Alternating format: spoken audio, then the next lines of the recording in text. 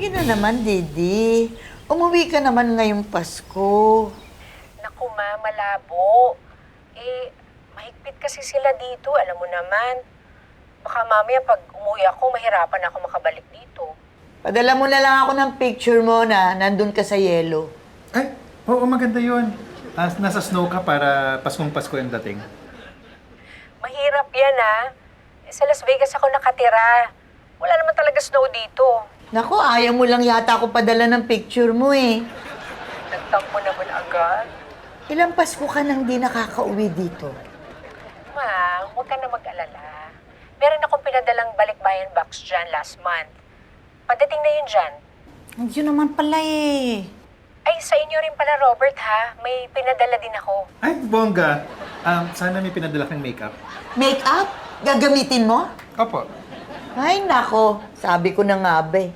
Oo, gagamitin ko po para kay Berta.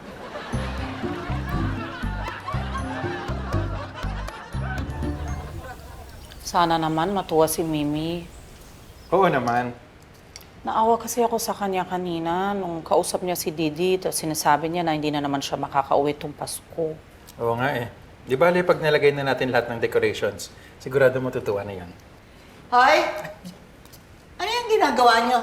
Hindi mo ba nakikita? Naglalagay na kami ng mga Christmas decor. Hindi. Tanggalin nyo yan. Sayang naman para maramdaman natin yung spirit of Christmas.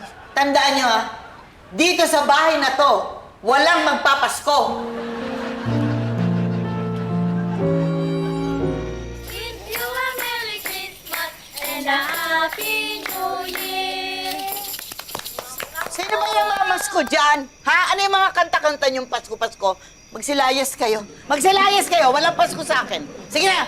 Hey, you, ang babarat ninyo. Ang barat ako, ha? Barat? Ha? Barat pala, ha? Mimi! Huwag kayong makabalik-balik dito. Bakit pang init ng ulo mo? Nakakainis kasi. Wala namang ginagawa sa inyo yung mga bata. Hindi sila. Si Didi. Bakit? Hindi ba sumasagot sa text mo? Oo, hindi siya sumasagot. Tinatawagan ko siya, hindi siya sumasagot. Baka po may ginagawa. Anong ginagawa? Nanay ako, namimiss ko siya Paskong Pasko. Gusto ko naman siyang makausap. Pero bakit ganun binabali? Wala naman niya ako. Napakasakit naman ang ginagawa niya sa akin. Ang kakalungkot naman. Magpapasko pa naman.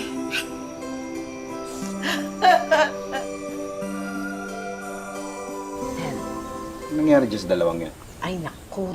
Umalis po muna sila sa bahay nila kay Aling Mimi. Oh. Kasi daw po, hindi na nila kinakaya. Apakasungit daw po. No.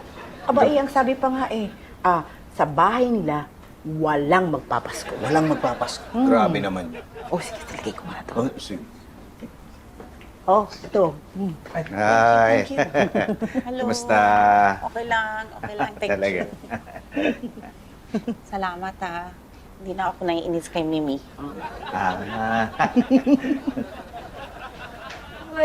Uy! Ay, Mukhang pagod na pagod kayo, Ito, sinundo ako sa KTV. Oh. Nagkulang ng tao doon, kaya tumulong muna.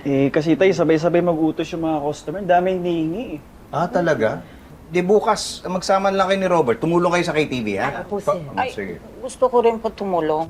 Oh, talaga? Sige, pagpapaalam kita kay Mimi. Oy, huwag kayong mag-alala. Dadagdagan ko yung Christmas bonus niyo. Talaga po ba? Pati ako? Oo naman. Puti-puti ito, mababait ang mga tao. Nay, nasa KTV ba to kanina? Mga sis, super irita talaga ako dyan sa Party Place KTV bar na yan. Ay, wag na wag kayong pupunta dyan ha, kasi walang kwenta yung mga tao dyan. Ay, yung Party Place na yan, bulok. Grabe naman yan. Sa babae niyang puta natin. Ay, makakalitin talaga sa akin yan. Hayaan niyo na. Medyo nagka-problema lang sa reservation. Oo, pero wala naman siyang karapatan magsalita ng gano'n. Mama. Akala ko masaya dito. Hindi rin naman pala. Nalulungkot na naman ako. Gusto mo pasayin kita? Kakatang kita ng Christmas. Yung Mariah version ko. Kahit wag na siguro, okay lang.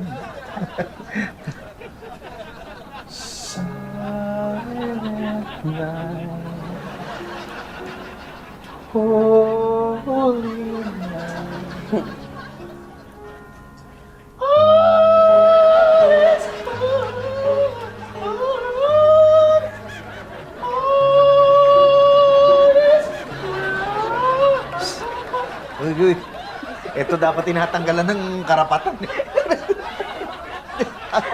Hindi pa ba? Eh, ang ganda na. Kala ko ba walang Pasko dito sa pamamahay na to? Tsaka, parang okay naman silang dalawa. Oo. Eh, baka nagbago na ng isip si Mimi. Baka naimasmasan. Baka masaya na. Ay, Mimi! Kumusta? Ang titigas talaga ng ulo nyo. Di ba sinabi ko, walang magpapasko sa bahay na to? Ano po kasi? Huwag ka na magpaliwanag. Makinig ka muna. Hindi! Di ba sinabi ko, kung walang Didi dito, walang Pasko? Ikaw naman, isang beses lang naman sa isang taon tayo kung magpasko, hindi ba? Kaya, siguro dapat, kahit magkalayo kayo ni Didi, magpasalamat ka pa rin kasi maayos naman kayong dalawa. Ayos kayo, hindi ba? Tama. Tsaka alam mo, pag magpapasko, dapat masaya tayo. Ayoko. Naiinis ako kay Didi. Gusto mo ba tulungan kitang tawagan siya? Sana sagutin ka. Ay, oo naman. Tawagan mo. Ako? Kala ko ikaw tutulong. Ito na nga.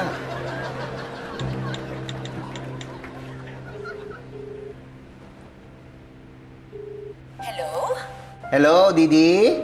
Pepito? Didi, nasaan ka? Pepito? Teka, may kausap. Didi! Ay! Mama? Didi, anak ko! Nandito ka! Hi!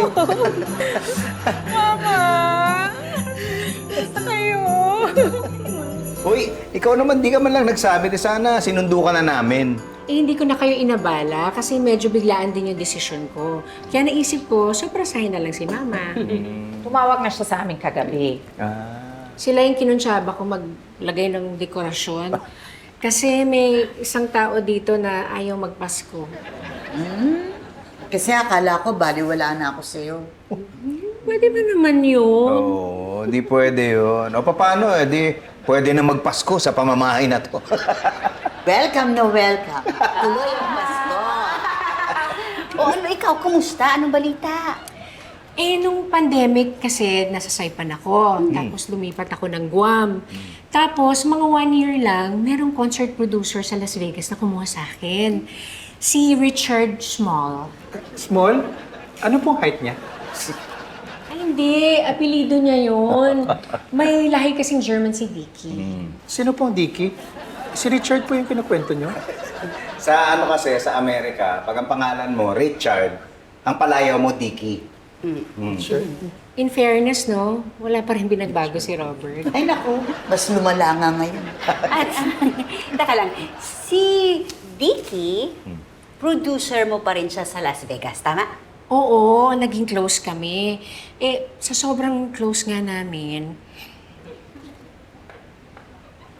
naging fiancé ko na si Dicky. Lapit na ako magka-apo. Uy, congrats ha! Tsaka bagay yung pangalan nyo ha. Didi and Dicky. And Mimi. Kailan ang kasal? Hindi pa naman kami nagsiset ng date. Pero medyo parang kinakabahan nga ako eh. Kasi na-realize ko na magbabago yung pangalan ko kapag kinasal na kami. Pwede namang hindi mo tanggalin yung apelyido mo ngayon. Di ba uso yung ganun sa Amerika? Oo yata.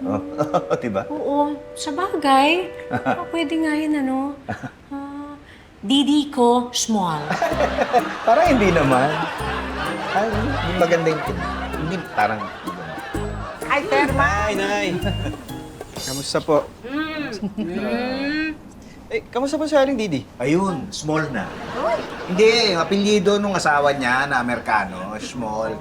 Small na siya ngayon. Ay, naku, mabuti naman. Nakakatuwa. Sir, ma'am, pwede ko po ba siyang bisitahin? Ay, oo naman. O, ngayon ka na pumunta ron kasi mamaya-maya pupunta na tayo ng KTV. Dala mo ng ulam, ha? Opo, ma'am. Balik po ako agad na. Okay, sige. Inay, nakabili ka ba doon ng mga pamasko? Ay, oo nga, hindi ko pa alam. Wala pa akong listahan ng pagregaluhan. Ngayon lang gawin mo yung listahan. Ako nang bahalang bumili ng mga regalo. Orderin ko online. Talaga? Uy, paano kung out of stock? Hindi mo naintindihan. Ako nang bahala doon. Eh, paano po yung regalo kay Kara? Ako nang bahala. Talaga tayo ibibili? Hindi, ako na bahalang sumama sa'yo. Samahan na lang. Uy, kayo nang bahala sa mga pamasko kasi wala talaga akong oras. Napaka-busy ko sa KTV. Uy, naku, ikaw baka naman magkasakit ka. Hindi naman siguro abot sa ganun yung pagka-busy ko. Hindi yun. Ano? Baka magkasakit ka pag hindi ka nakapag-shopping. Naalala lang kita. Kumain ka muna. Ngayon? Ano ko, ha? Ano? Pinapabigay po ni Ma'am Elsa. Talaga naman. Salamat. Sarap yan, ha? Bango naman sarap nito. Hindi, welcome back. Ang ganda-ganda mo pa rin. Salamat. Tamis ko kayo. Miss ito. Oh, ma, hanggang ngayon ba humingi ka pa rin ng ulam kina Pipito? Masarap magluto si Elsa. At saka, si Ma'am po talagang nagpadala niya para dito. Aakyat ko na ba itong dalawa to sa kwarto mo? Ay, teka muna. Tanggalin muna yung mga pasalubong. Ah, walang pasalubong dyan, ma. Wala? Di ba sabi ko naman sa'yo na nagpadala ko ng balikbayan box ng 1 buwan pa? Bakit parang wala naman yatang dumadating dito? Naku, si Aling Mimi talaga parang bata. Huwag ka pong mainip. Ay, teka muna. Teka muna, sandali. Alam ko na, teka. Check ko muna ha. Tingnan muna natin. Check ko nga yun. Ay! Na-deliver na daw. Ha? May natanggap ka ba? Tingnan mo nga sa gate. Wala, kakagaling ko lang doon. Wala namang kahon. Asan na yun? Bakit nawawala? Hindi pwede, hindi pwede. Asan na yung pasalubong ko? Ganun po ba? Ah, sige po. Okay. Salamat po. Ah, ano sabi? Asan daw yung pasalubong ko? Sabi nung kausap ko, iniwan daw nila sa tapat ng gate. Eh, gunggong pala yun eh. Bakit niya iiwan sa gate? Ma, hindi naman nila kasalanan eh. Ako.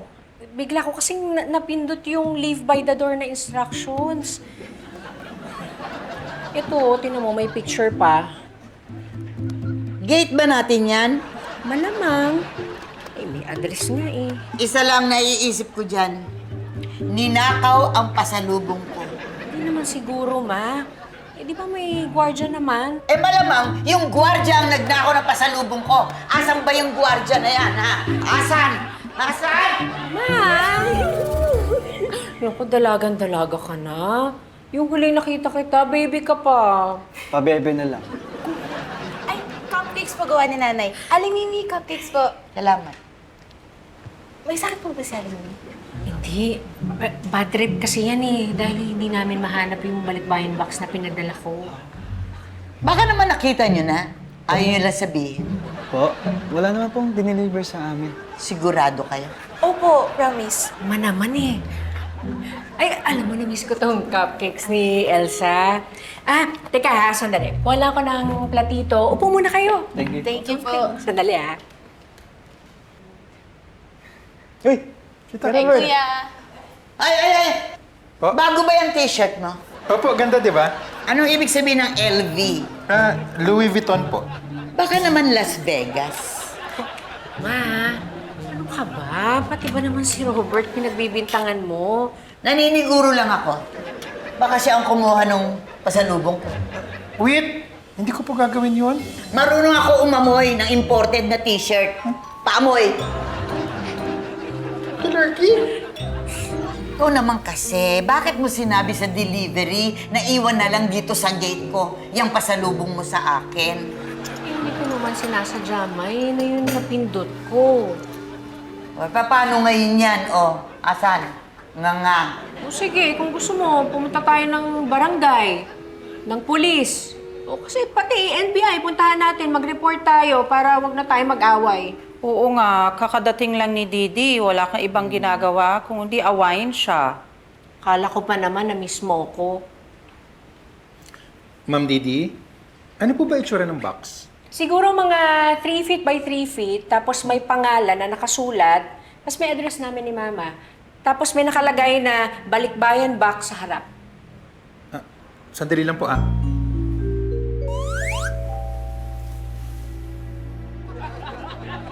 Ba't di mo sinabi na nakuha mo na pala yan? Sabi niyo ma'am, Balikbayan Box. Iba po nakasulat eh. Ito po oh. Balik yan. Di po ba ibalik yan? Sige po, ibabalik ko na po. Hay! Tumigil ka! Lumayo ka! Wala lalapit dito! Akin to! Akin to! Akin to! Ano yung ayos mo dyan? Ay, ang ganda! Di ba sabi mo gusto mo ng snowman? Oo, thank you. Ang ganda. Ay, ilagay mo naman sa tabi ng Christmas tree. Sige po. Yan. Sindihan natin para umilaw. Hindi ka Amerika yan! Wanted yan! Ano siya sa stuwante? Ano po ba? Kaya pa po maayos yan.